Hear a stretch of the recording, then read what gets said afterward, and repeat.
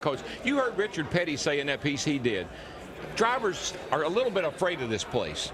This place will scare you as a driver, so they try to calm their nerves a little bit before the race starts. And, of course, the officials, Mike Helton, president of NASCAR there, to go over all the rules. Now, in the NFC title game, in the NFL, you know, when you went back in overtime, the Saints beat the Vikings without Minnesota ever touching the ball. It helped the NFL into changing their overtime rules. Well, NASCAR also underwent a change of heart. Despite more lead changes at Talladega than any other of the races last year, the expectations here always high, and that actually led to a landmark move for NASCAR. The history of NASCAR shows a lot of changes. You will not be allowed to push someone. No one really knew what was going to happen if something did happen. To bump draft them. It's a hard situation. Or to shove them through the turns. I think that it kind of caught everybody off guard. Keep some spacing off the car in front of you through the turns. What can I do? What can I do? Is there any questions? It was here in this room at the drivers' meeting last fall when NASCAR laid down the law. The new edict, no bump drafting in the corner. It was very clear, you know, no bump drafting. I think a lot of people were kind of cautious about it. The rule was met with surprise and skepticism by some drivers. They questioned the timing. When you tell a driver a couple hours before a race, okay, you used to do something, now you can't do it at all. Even though you define it, it's very difficult to adjust to that. That new bump drafting policy enacted that morning, coupled with long single-file runs during the race, had some of those in the media covering the race label the event boring and unexciting. I think the race was a little bit calmer than what it would have been. It was boring. I mean, let's face it. You know, when people used to watching 2 and 3 wide at Talladega, and now they're seeing single file, that's boring. Adding fuel to their fire was this from Tony Stewart's in-car audio during the broadcast.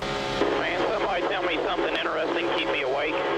But some say that fall race was just business as usual for Talladega. I didn't feel like last year's race was any different. First 450 miles, you have to take care of your car. Between the media and some of the drivers, they turned it into a huge deal, and I thought it was the most normal Talladega race we've had. You know, by the time you get to this level, you should be able to handle things like that. Ultimately, though, it was the voice of the fans who spoke the loudest. That's a big part of racing. That's a big part of how racing in NASCAR became so popular as it is today. But the reality of it is the fans get the vote. And that's what separates our sport from other sports. So it seems, at least for now, President Mike Helton and NASCAR have listened to the fans when prior to the start of the season at Daytona, they told the drivers, have at it, boys. Since that rule's out the window now, it's going to be game on again. I think they definitely listened to the fans, and they put it a little bit more into our hands, saying, okay, you guys bump draft, do what you want. Just bump each other all around the racetrack. You know, you wreck. That's your race is over. You know, Chris, I'm okay with restrictor plates on the cars. We've kind of gotten used to that. But I don't want to see restrictions on the drivers. That's Let right. them go out and do their thing. And I don't think the fans will. No, they'll police themselves. And NASCAR responded. And now the initial thing was safety, but there's a way if the driver has to have that line between the risk-reward, right? I mean, ultimately. Yeah, you can't rely on anybody else except the driver. He's the guy that makes the decisions, not the spotter, not the crew chief, the driver. And you're right about that. But in all fairness to NASCAR, when they made that decision last year, I still think they had that big crash between Keselowski and Edwards on their mind when they said, guys, we just can't have that happen again.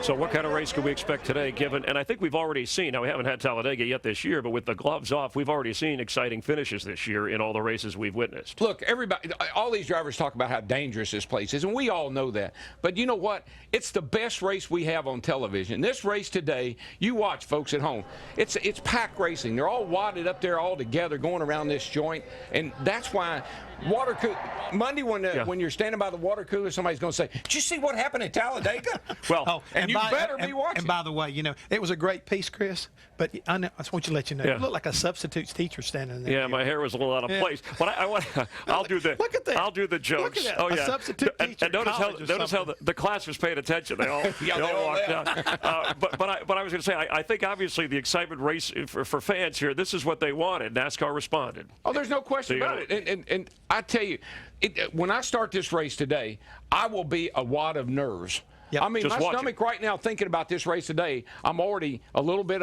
just the anticipation. I'm a little nervous. And you won We're here going to 4 see times. a great show. We're going to see a great show. All right, Montgomery, Alabama, the capital here at Talladega, probably the capital of Dale country. Dale Earnhardt Jr., the fan favorite today and every day. After all, his father won 10 times at Talladega. Junior's won 5, including a stretch when he won 4 in a row. It's been 65 races, though, since his last win. But if there was ever a track in which Junior could avoid Route 66, this would have to be the place. It's been a racetrack he's always liked. Dale Earnhardt Jr. goes to the lead at Talladega. He likes to go fast. Junior Nation comes to life. Junior wins at Talladega. Well, I told you Dale Jr. was showing a little more skin, a little bit more clean shaven. Usually we see the playoff beards for hockey. I would imagine your mom likes this look a lot better. Yeah, I reckon. We got a pretty good looking day today, and weather's going out of here, and the track's in good shape. And AMP Energy National Guard Chevrolet was pretty good in practice Friday.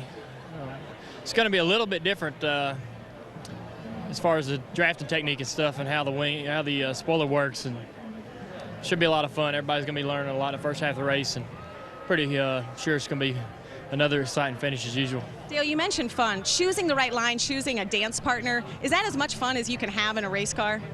Well, it's just a lot of work, really, trying to find somebody that works with you the way that where it works out for both of you, and somebody that you can find that's dedicated to you.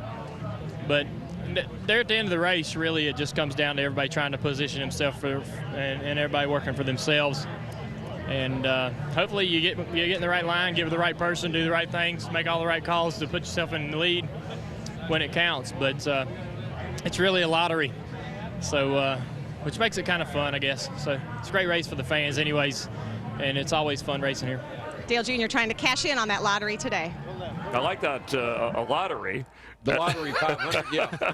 You know, I like what he was saying, though, and we got some video here to back up what he's talking about. When these guys go out to practice, and they're out there, he's not just riding around, folks. Dale Jr., second car back there on the outside, the National Guard car. Watch this. He's making a move right here. Why is he making that move on 31 Jeff Burton? Because the start-finish line is right here, and that's where he wants to be leading, and that's what they do in practice.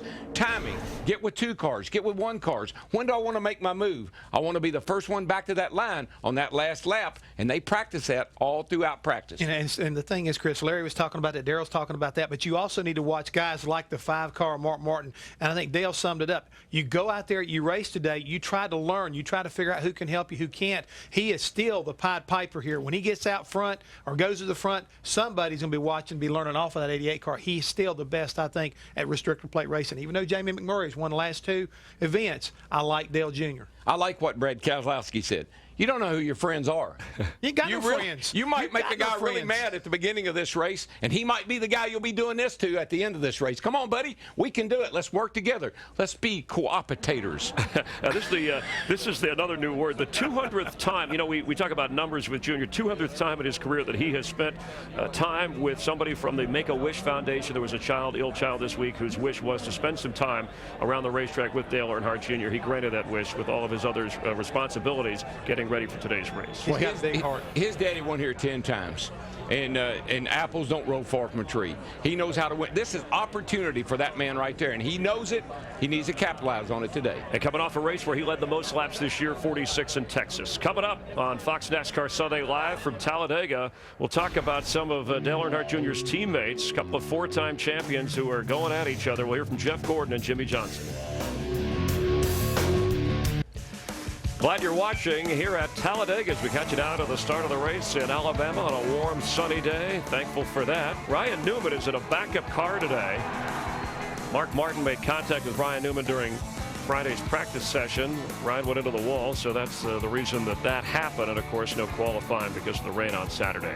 The NASCAR Hall of Fame officially opening on May 11th. Tickets to enter the high-tech interactive attraction on sale now. A few weeks later, the NASCAR Hall of Fame will be the site for the induction of the inaugural class at the Hall of Fame. Tickets for both on sale at Ticketmaster. Go to NASCARHall.com or call 877-231-2010. 4-time champion Jeff Gordon stopped winning championships just about the time that Jimmie Johnson arrived full-time on the scene in 2012. And while Jimmie is now going for a 5th straight title, Gordon has been spinning his wheels at missed opportunities. But last week in Texas, he reminded us all of that famous line from the movie Network. I'm mad as hell, and I'm not going to take it anymore.